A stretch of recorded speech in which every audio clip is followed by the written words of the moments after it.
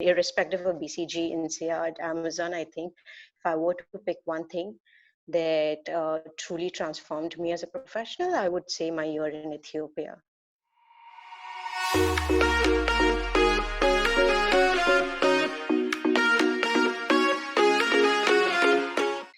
Hello everyone, welcome to a new episode of Roll Call, where we help you answer your burning questions on all things MBA, career and life. So let us know, what's your question? When we were in the application process for INSEAD, a big recurring theme was the sheer number of management consultants that the school produces every year. In fact, this holds true for most global business schools.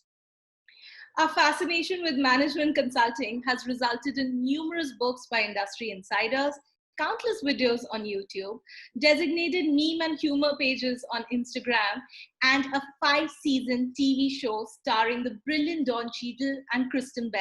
By the way, if you know the TV show that we are talking about, do let us know in the comment section. But Sugandha, you know what is more interesting is a fascination with the tech industry and product management. Can you imagine that even the smallest lifestyle choice of ours is actually a result of the vision and work of a small number of individuals sitting thousands of miles away from us? I know one person who can actually. In fact, the person that we have on our show today has experienced both consulting and product management, an envious position to be in. So meet Sachi Agarwal. She graduated from India's top college for commerce, SRCC, and has worked for some stellar organizations like Deloitte, International Innovation Corps, Michael and Suzanne Dell Foundation, and Ethiopian Agriculture Transformation Agency. In 2017, Sachi started her MBA at INSEAD, where she received the prestigious Syngenta scholarship. Post-graduation, Sachi worked for BCG for nearly 2 years and is now a senior product manager for Amazon. Her career has spanned across India, Ethiopia, Indonesia, and Luxembourg. Sachi, it is truly a pleasure for us to have you on board. Thank you for joining us. Thank you, guys. You're very generous with the introduction. So, Sachi, we'll dive into the questions we have for you because we have a lot of questions. You know, a large chunk of your work has been driven towards impact, creating social impact. What makes you passionate about the field? And can you share some highlights of your journey? Sure, yeah. So just in terms of what excites me about social impact is the ability to do something that would actually impact people, right? And I feel like I had certain privileges while growing up, and that helped me get access to opportunities that a lot of otherwise people would not have. And I did work hard towards leveraging those opportunities and seeking for better and other opportunities, like more international opportunities for that matter. But none would have happened if the foundation work would not have been done by the kind of education my parents provided me, the kind of values that they provided me, and also just like a very open and like an environment where there wasn't any gender bias, an environment where I could achieve the dreams that I had. And I genuinely feel that if I, through my work, could create a similar environment for a lot of people who are aspiring to make it big in their lives, irrespective of what big means for them, right? It would be a great thing to do. I also spend about 12 hours or more than definitely 12 hours working every day. So if I could use those hours to help other people, I think that's the biggest thing through my work and my contribution that I can make, right? So that's the interest in social impact. And by social impact, I don't necessarily just mean grassroots level work. I think it is a all-encompassing word. It involves a lot of dimension to it, which is, I think, the way I look at it, it should be a socio-economic equity or parity that should be there for everyone, including access to basic education, economic opportunities, like gender, and all of that. And then if I would I have done in the past, and in the future, I aspire to continue working in that space.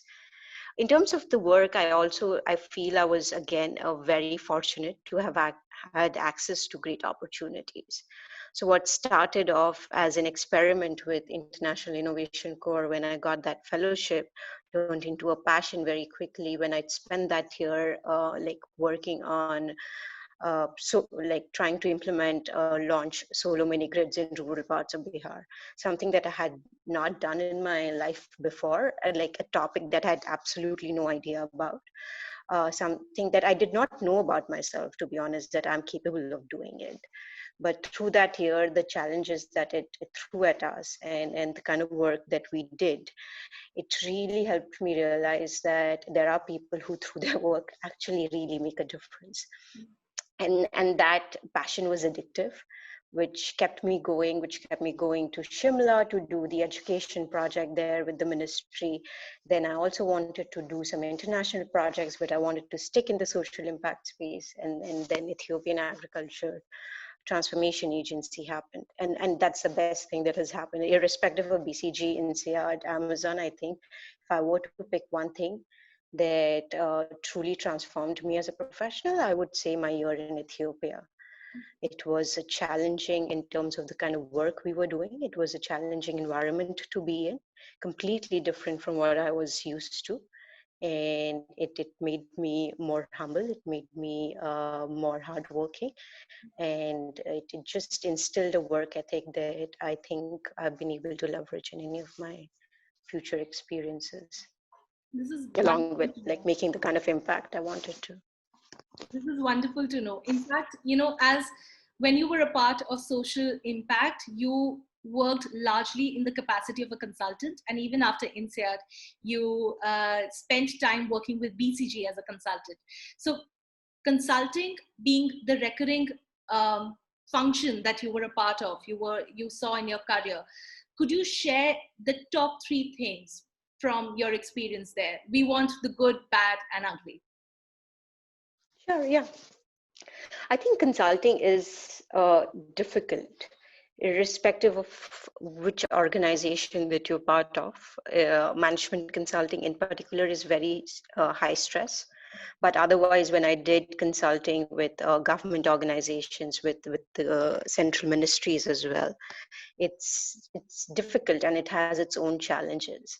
I think the top 3 things, I would say consulting teaches you to have an opinion on things. It really forces you to come to a meeting or a discussion with an opinion, and that has to be sort of backed by strong analyses. And this is where you realize that the complexity of the challenge that you're solving is something that can be like, you can turn it into an interesting project and solve for it one by one rather than getting scared. And then the complexity is not just related to your immediate casework that I felt in BCG, but also in social impact, right? The different kinds of complexity that you see there. But each problem can be solved. You just need to sort of sit back and understand what's the best way that you think of it could be solved in, and then go through that process. And you'll eventually learn through the do's and don'ts of like your own journey there. But yeah, like go in with an opinion, and go in with like your analysis, your knowledge of why that opinion is valid. So walking into the room with that confidence. I think the second thing is it's people's job more than the spreadsheets, more than any modeling work. In each step, consulting is all about people, like be it with your immediate team, be it with your partners, like the case partners that you have, or be it with your client. Every step of the way, even if you do the best of the work, unless and until you're able to convince someone else that this makes sense, and actually convince that person to implement it for you, like it's worthless. So again, like it's a job that would require you to heavily invest in trying to understand people, have that patience to be able to like understand people, work effectively with them, and like understand their goals in the first place, right? And then like work based off that. So I think that again was something that like through the work again in different international locations where diversity really helped, and it, like no one person was similar. It just expanded the horizon of what difference in opinion could look like, and how do we bring all of it together and make decisions to move ahead. And then the last thing I would say is something which is like I think every consultant talks about is work-life balance. I think at some point you need, like it pushes you to think about your priorities in life and realize like how much of what is important, your professional, your personal life, and you pace accordingly. And I think that through the consulting work, through just living outside for several years, in especially in Europe, I think I've learned to realize that there's a life outside work which needs to be valued as much as what work is. And consulting forces you in a different way, moves you into the dark side first, and then you like sit back and like, what the fuck is happening? I have no free time. But I think it's important.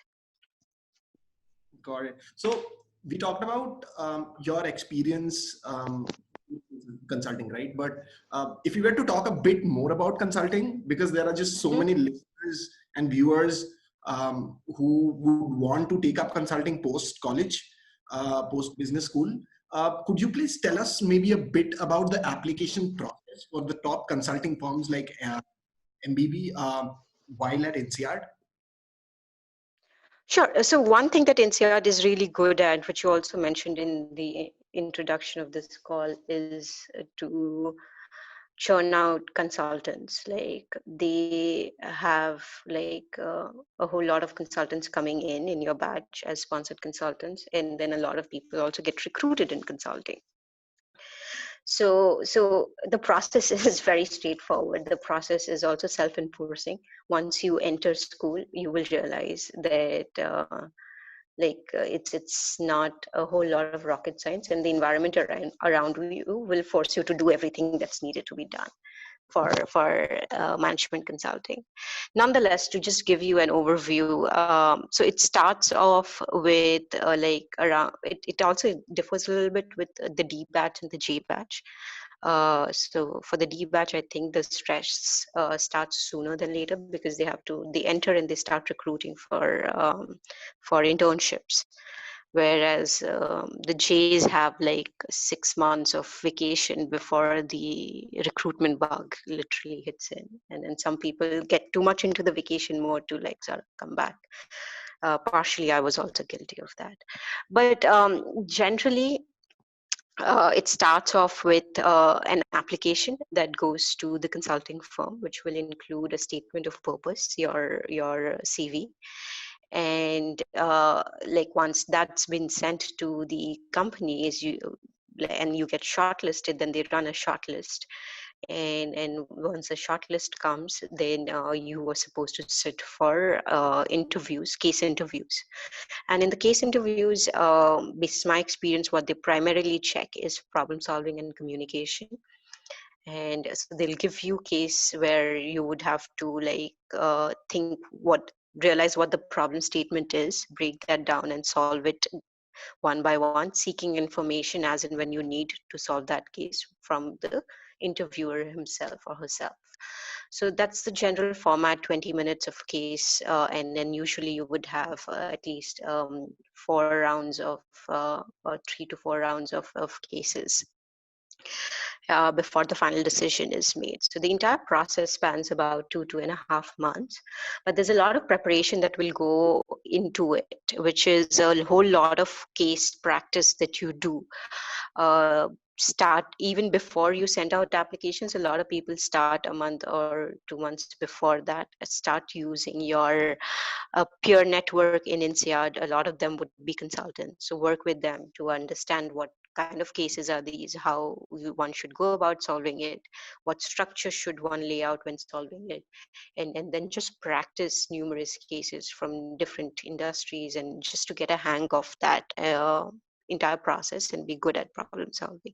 The other thing that is a little bit of a nuance is that what I felt was a lot of sponsored consultants in your batch are also people who in some shape or the other, not a whole lot of influence, but they can make an influence in the shortlist that happens. It's not like if they say shortlist this person, the company will shortlist that person. But if they say that, yeah, this person is good, it creates some weight.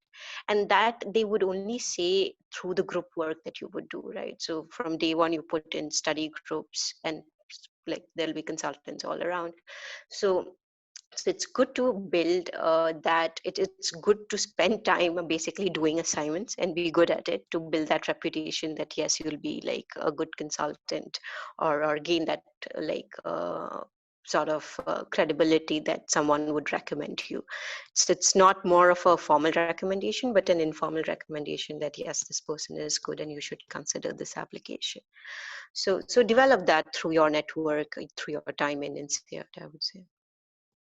Got it. So, Sachi, you finally ended up at BCG, right? Post INSEAD. So, could you tell us what led you to choose BCG, and yeah, how was your experience there? I mean, BCG is a company where people don't choose them. It's BCG chooses you and you're done. Okay, yeah, let's go there. So I was trying consulting because I'd also done consulting in the past. I wasn't very keen on consulting, to be honest. I wanted to directly move into product manager roles in one of the tech firms, and so that's what I was trying. I was trying for both. And BCG happened while I was also interviewing for a role with Facebook as a product manager in Dublin. And for me, because the timing of BCG happening was like more suitable, like I was in a situation where I had to accept this offer before I could even complete the process for Facebook. So I ended up, like, for me, between these two choices. And then BCG is a great company, right? And consulting, I think it just the kind of experience that it gives you, it it's a great training ground for me. So I knew that it will only help me in the future, so I was happy to take it up. And that's how I decided to do BCG. A lot of people here, what I would say is, a lot of people would not want India as a location or Asia as a location, and that's what I want to stress here. It's all right if you know what your longer term like goal is, or even not longer term, but if you really want to work outside, but you do want to make sure that you're working with a credible or a well reputed firm, it's all right for you to come back to India and work with a BCG or a McKinsey in India, build that credibility that you are an effective professional, and then try for these jobs internationally, then settle for something random in different in an outside India location, right?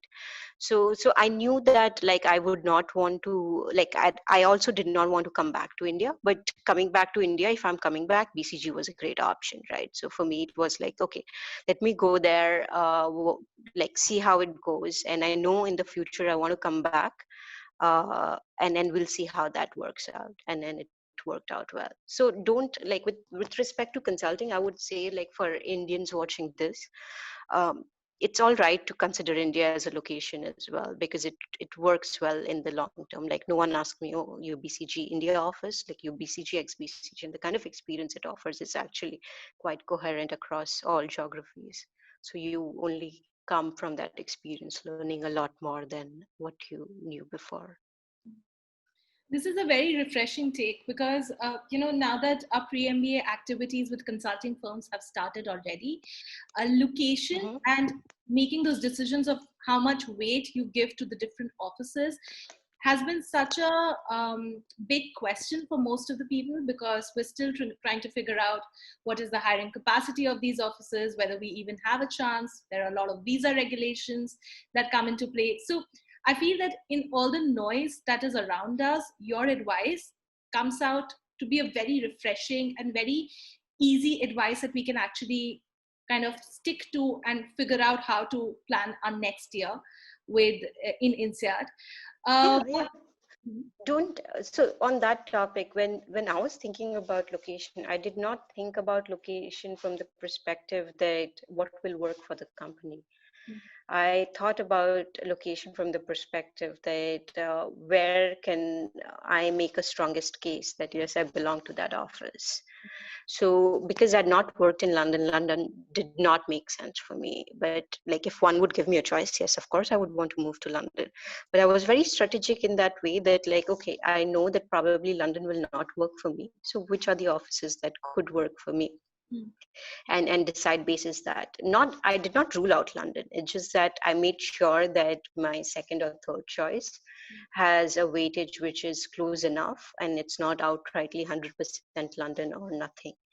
So like have the ambition, have some of the other more realistic things as well, because and ultimately the work that some of the like it's a great experience to have to work in BCG. It really doesn't matter a lot of where you work.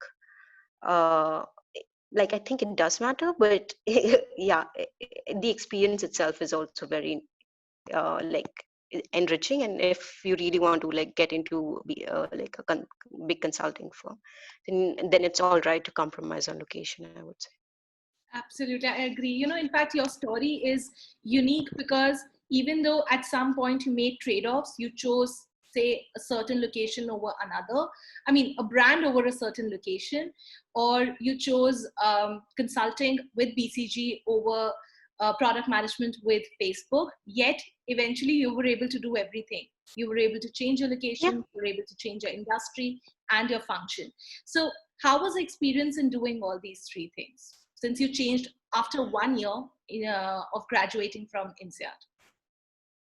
So for me, when I think of a job, I don't limit myself to like thinking about the constraints and then planning against or planning, considering that as a thing. When like for me, geography is not a constraint. It's just that when I'm selecting geography, I would select geographies where some of these regulation, visa regulation and all of those things are easier. So it's easier for me to move there, right?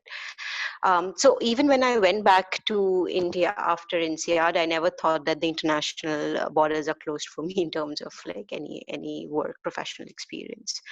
So when after a year and a half, around 18, hitting 18 months of consulting, when I thought, okay, like, do I see myself doing this long term? It's like very clear that I don't.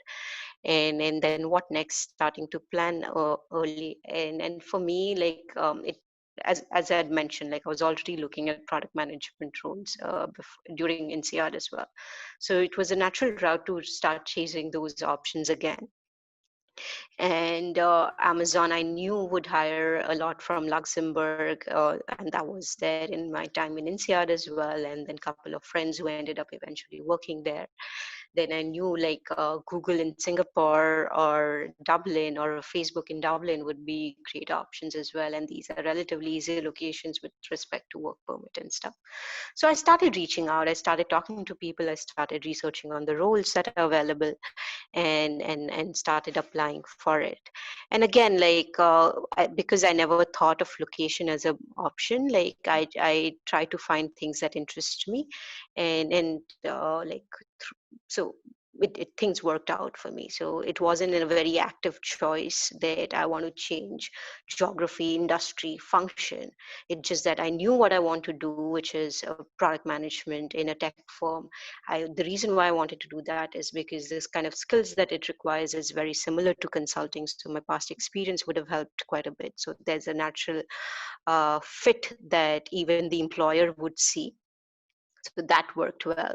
And then from a geography perspective, when you already have INSEAD in your CV, when you have some international work experience, I think the question is redundant of why Luxembourg or why Dublin or why moving out of India. No one sees you as a candidate who's trying to recruit in India. They see you as a professional and who can move and see flexibility of movement. That's about it. That's perfect. So, how has your experience been working in Amazon in Luxembourg?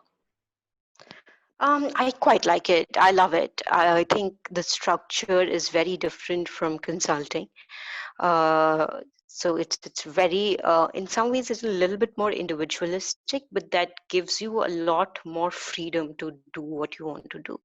It's a job where I decide what my priorities are. I plan my work day, and I drive the things that I want.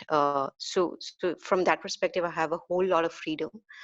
And it's a job where if you have strong ideas, great ideas, like people will listen to it. So that's the environment I think that Amazon offers, and I'm pretty sure a lot of tech firms, other tech firms also do offer that flexibility, or freedom of of doing what you want to do, or as long as, yeah, of course you have to back it with like some logical explanation of why you want to do that. So I quite like that aspect of tech. What I also love is that there's actually a physical thing that you see, you work towards, and you're able to see the change, you're able to drive the change. So a lot of my time, like in BCG, which will go in making presentations, is now actually just it's spent on something else, which is like actually driving the work that I want to do, and see the change that I want to see. So once it's very like fulfilling. Like if I want to make a change in a certain product feature, if I want to drive a certain project, and if I do that, I have the flexibility to define the time and pace at which I want to do it, and then like I'm able to see through that change. So that really like keeps the excitement level up. Apart from that, I think I've just happened to be in a great team, and I love the people that like I work with. So far, and Amazon in Luxembourg has treated me really well. It's been only 8 months, so it's a little too early, but first impressions are it's a great place. Got it. I think we talked quite a bit about your entire professional journey, a bit pre-INSEAD and then mostly post-INSEAD. Now, coming back to INSEAD, we wanted to talk about the scholarship that you got there. Mhm. You received the prestigious Syngenta Endowed Scholarship, right? So could you please maybe tell us a bit about the scholarship and the application process and how it helped you? So the scholarship process was basically like, I think you guys would have also gone through that application scholarship process, right? But in general, like they send you out questions that you need to fill up, and including a question on, I think, justifying that like you deserve to get the scholarship or something like that, or like just doing some sort of a financial, they expect you to give some numbers around like how much you would want to be financed, or some sort of a thing. It's my memory is fading here, but there are certain set of questions basically for each scholarship that you need to answer, and prove that you deserve to get that scholarship. For me, Syngenta was a choice which was like I knew I want to apply it because like Syngenta is a company which is in some way related to agriculture, right? And at that point, I was working with Ethiopian Agriculture Transformation Agency. So like a lot of work that I had done in that past 1 year in Ethiopia was pertaining to working with smallholder farmers in rural parts of Ethiopia. And I felt that I could, in my essays, bring out that learning. And I think that made a difference, because when I wrote my essay, it wasn't like, oh, I deserve it, and that's because of XYZ. I've done Deloitte, IIC, like it's not an list of all the different achievements that I've had, but it was actually talking about the content. I talked about agriculture, I talked about what things we could do to systematically change like the change like the status quo for the smallholder farmers in general, and I got into a little bit of content there and exploring ideas which I think would have helped me. And that's what I would say for aspiring candidates for other scholarship, that when you're writing your essay, like look at look at what the scholarship is for, and when you're developing that essay, identify content that will help the reader get an understanding that, okay, this person knows about this field and has ideas that will actually change that field, right? Correct. So that is very important, I think. Yeah. So last question that we have. This can never be over without talking about INSEAD, and also because we are really excited about what's in store for us there. So for everyone who's watching, can you please maybe tell them how this can potentially be one of the best years of their lives, and also what that 1 year will teach them? Yeah, I don't want to spoil the fun for you guys. Go through that experience, but it definitely is going to be one of the years that you would remember for the rest of your lives. Um, I would say it's a year where like I developed a lot of friendships, and I would strongly suggest that each one of you move out of your boundary, your like just immediate environment, and try and break that barrier, build friendships with irrespective of nationality, irrespective of the previous working background of an individual XYZ. Just focus on like identifying people who you relate to, and have a diverse set of friends who can like challenge your opinions, who can help you as well to shape your ideas of what you want to do. And eventually it's a great like like a group of people who would eventually end up doing amazing things in their lives, right? So it's great to invest in those relationships. I would never call them like connections or my network, but it's actually human relationships that are built in that time, which is now like not limited by any geography. And that gives me the strength that if I have to find a job in South America, I can also do that, just because like I know people through my time in INSEAD, and generally the INSEAD connect, that there'll be people who would help me.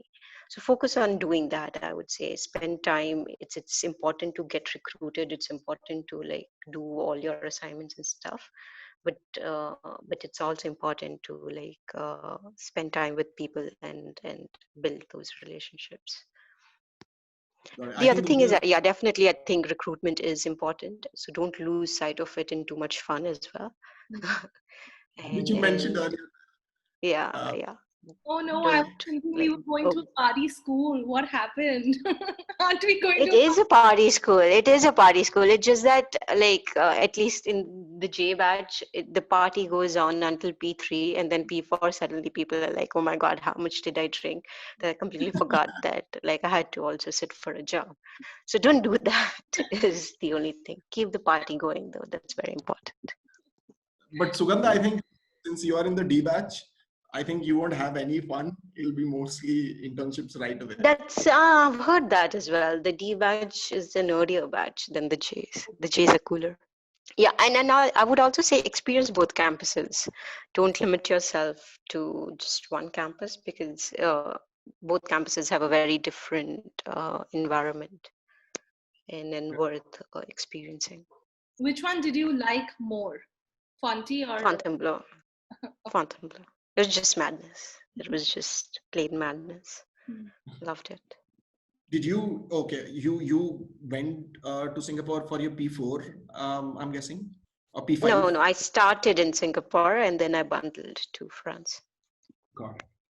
Got it. So Sachi, thank you so much for all that information, for taking us through your professional journey, for telling us about your time at INSEAD. I think that was really insightful, really helpful, and really inspiring as well. We come to the end of the questions that we thought of asking you, but this interview is still not over. We still have a set of a few rapid fire questions. We Oh my have. God, this is the coffee with INSEADers. It's like, I think we should actually rename this section maybe in the Sunanda. I think that was a brilliant section. Yeah. So if you're ready, we can get started with the rapid fire questions. sure. Your Yeah. Would I favorite? get a hamper at the end of it? Is there something to win? You will get our love. There is nothing bigger than our love. Not only our love, all the viewers who watch this. Okay. What is the one product feature that you love? It can be with relation to any product, small, big, anything at all. what is the one I mean, I'll product? tell you the product that I love, and it's very simple. I'm directionally challenged. So even if I have to say right or left, I have to use my hands.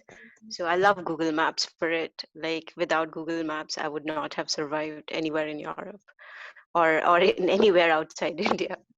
So that's a product that I feel it's quite a genius product. Perfect. Now, a bit trickier. What is the one product whose existence you question as to why it even exists? I increasingly Facebook.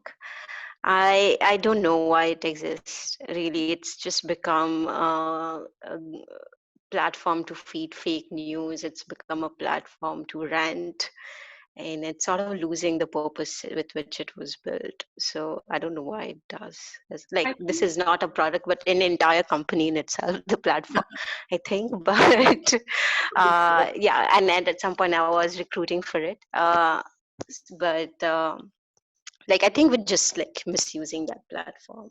Correct. Sachi, the next two questions are about INSEAD. So the first one is one thing that you never thought you would do at INSEAD but ended up doing, One or thing that one I thing, did not. yeah, you didn't think that it, like you didn't think about it, but it just like happened, and you got to know, okay, this exists. Oh, I'll tell you, I flunked my Spanish exam and I never thought I would. And then I had to cheat to get through it. One of my really close friends is Spanish. So I went to her and I was like, okay, just tell me things that I need to learn to clear this exam. And I next day I did that. She taught me. I did that. And next day I went and like just vomited everything that I learned last night on that paper and eventually like cleared that exam. But yeah, like I got a like whatever B2 or whatever that thing is certification in Spanish, but my Spanish is zero. Never ask me anything. Um, so this brings us to our second INSEAD related question. The most memorable thing that you did as an INSEADer.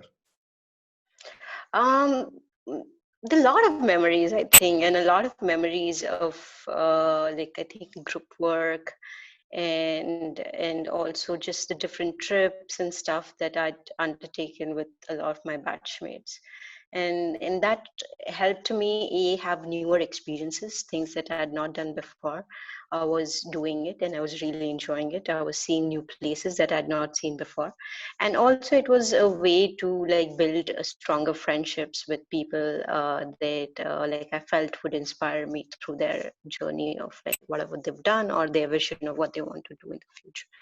So that helps in building that relationship that I was talking about. And the travel is not just limited to the travel, but I think it helps you in general otherwise as well. Got it. So the last three questions are related to consulting. Okay. So the first question is, what is the latest you have ever reached the airport, and have you ever missed a flight? Oh, I've never missed a flight. I'm super proud of it. But the latest I've reached the airport is, I think, 15 or 20 minutes before the flight is about to depart. And I still managed it. And yeah, it just requires a lot of skill to do that, which I think over a period of time you gain. But that was the only time I had a check-in luggage as well. So to manage that as well, like I literally was like, I travel every week, you see me every week and you know my face, I know your face, I don't know your name, but like I do know who you are. So help me. And then like you just get into a situation where people do want to help you if they see that you desperately do. Next time, Sugandha, we are late for any flight, we know whom to call. that is true. Yeah, please. Do that in India, it will work. I think elsewhere people are more strict. So yeah, you may not get as much leeway. Um, describe describe the middle seat on a plane in 3 words or less. Okay, the middle seat. A, uncomfortable. Uh, B, it's intrusive because, yeah, you get to see like what the other two people are doing, and they get to see what you are doing, and there's no privacy there. And C, it is depend. I don't know what it. I think it's just uncomfortable to sleep because you end up sleeping on someone else that you absolutely don't know that person, and it just yeah. Like I think my flight time is sleeping time, and I always like make sure that it's not the middle sleep that I get. Perfect. So what is the longest you have ever been on the beach during consulting? The most chill periods that you have had? What's the long? I never really got a chance to be on bench or not have a case, because like when I was supposed to, so it's an interesting fact. I was joining BCG on a Monday, which I think was 6th of August 2018. And I got staffed on a case on 5th of August that evening, night before. And I went on Monday, didn't do my orientation and stuff. I just collected my laptop, flew to Indonesia next day and started working. So if you're asking, it's probably a few minutes for me rather than an hour, one day, or a couple of weeks or months. Just, yeah. We are actually glad that we asked that question. That's like the most interesting answer ever, I think. So we're glad we asked that question. I got staffed even before like I'd officially started with BCG, basically. Perfect. So, okay, sorry, I need to orient myself again because I'm still thinking about the fact that you got staffed beforehand, and this is going to be such a revelation for people who are looking to get into consulting and I mean, it doesn't happen often. Okay, let me just caveat it. Like there were people who got staffed a week later or so as well. So it's not the norm. It just so happened, yeah. And everyone remembers from that cohort, oh, this is the person who got staffed. Like, did you get like a massive rep that, oh yeah, she's the one, she's a star analyst, she's going to get... No, and it wasn't because I was a star. It's just that the case needed someone. Got it. So that's a wrap. Sachi, thank you so much for speaking to us today. We know you've had a very busy week, but since we are outsiders of the industries that you have talked about, we truly appreciate how simply you have put out your thoughts in amidst the jargon that we keep hearing about both the industries, cases, prep, tech deals, all of those facts. The fact that you were able to relay the experience in such simple words, that really helped us. So thank you so much for being on this episode. No worries. It's a pleasure to meet you guys and just help anyone who's aspiring to do like consulting or join a tech firm in a PM role. I'm happy to support. Feel free to also reach out, like anyone listening to it, if they have any questions, feel free to reach out to me via LinkedIn. Yeah. And to conclude, to all our viewers, thank you so much for joining in. We hope you loved this episode. If you have any recommendations or suggestions about what we should cover next, please feel free to write in the comments section below. And as the tradition goes, please subscribe to our channel and like, share this video with whoever you feel would benefit from this. Thank you so much.